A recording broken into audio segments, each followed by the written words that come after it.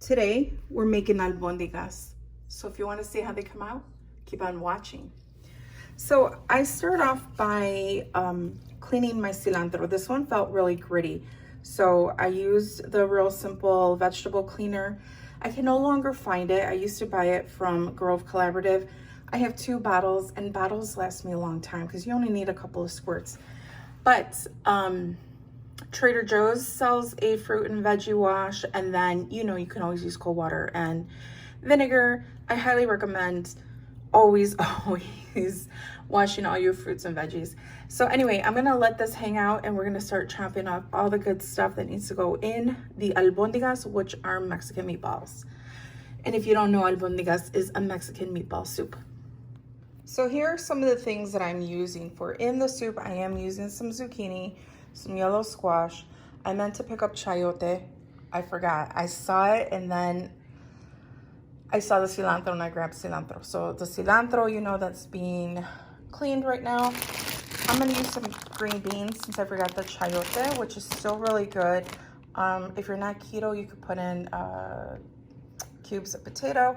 I am gonna use some of these petite carrots. I already opened it because Bella loves to snack on carrots. Bella is my dog, if you're new here.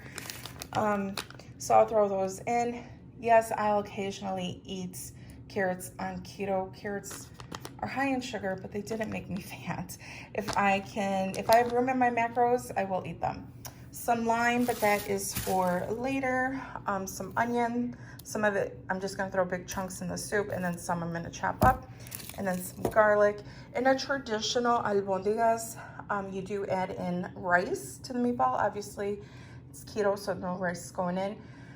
You could use cauliflower rice, but my family doesn't like that. And they also use mint. I'm not a big fan of mint in my food, so that's why I use cilantro. So I'm gonna chop up some garlic and the onions. See what I mean? So this was sitting in there for about 5 minutes.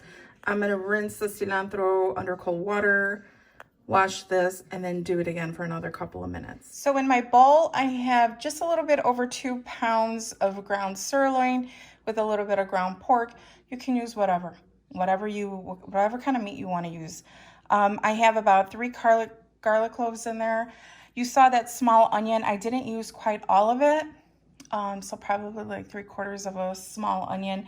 And then now I'm gonna go ahead and chop up some cilantro. To my ground beef, I added 2 eggs, handful of cilantro cut up, and I typically, if I have like fresh hard cheese from Mexico, directly from Mexico, I'll throw it in here as well. Like I'll grate it up really finely, but since I don't have any, I won't.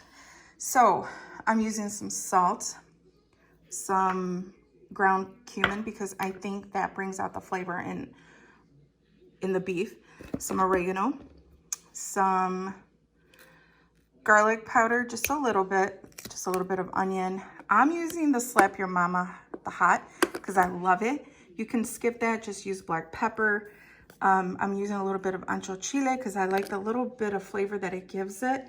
And then I do use a little bit of the Goya. So I'm very light on this because I know it's in here and here.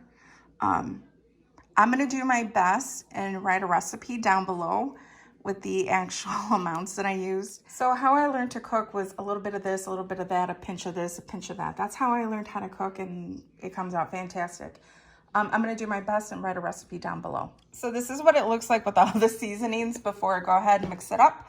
I'm gonna mix it up and then form them into meatballs. I like larger meatballs just because for me, that's like the main attraction in the soup. My mom likes smaller meatballs, so we'll do like medium-sized meatballs. So let's go ahead and get to meatball making. This is what we have. So now I'm gonna go and get our broth going. So I have this huge stock pot. I absolutely love it. I've had it forever. I have my flame on medium to high, and I'm gonna go ahead and start adding in my chicken broth. So I have 3 of these that I'm gonna use, and then I'm sure I'm gonna need to add some water. And this is not the cleanest. I probably use this 2 or 3 times a year. this caldo de res, the beef bouillon. There is a cleaner version out there. I just haven't bought it because I have so much of this and I don't eat it that often, but I try not to use a lot of it because sometimes I get a bad reaction. I might use 1 pack. We'll see. This is what I added. I'm very light-handed with the adobo because of this. And I did use 1 package of the sazon Goya. I'm going to add in some onion now and the jalapeno. And because I like the heat and I like the smoky, I add 1 can of this. This is 7.5 ounces, 1 whole can.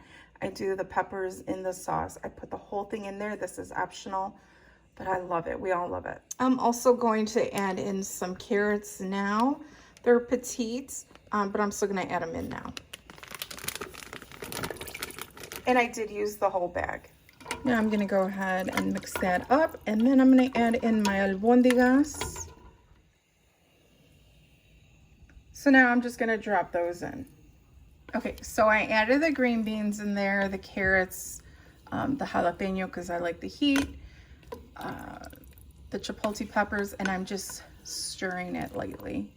So we'll stir that up gently. I'm going to cover that and cook it at medium-high for about an hour before I add in the squash and zucchini. So while the albondigas are cooking, I did go ahead and chop up my zucchini and squash. Now I'm going to go ahead and check it. My house smells amazing. So if the meatballs are just about done, I will go ahead and add this in.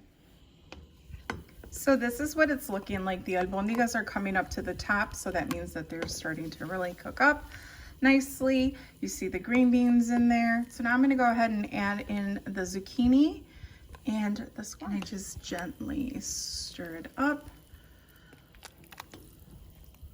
So this is a big stock pot. See that? That is a big stock pot. So it's pretty full. All right, so I'm gonna go ahead, cover this back up and let it continue to cook. And when it's ready, I'll show you how I serve it up.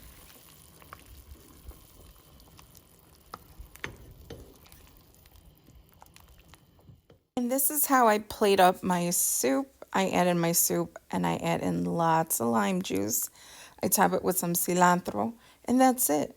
Very easy and so delicious. And if you want to use a low-carb tortilla, you got to make sure you get that tight roll in there and dip in your tortilla and enjoy.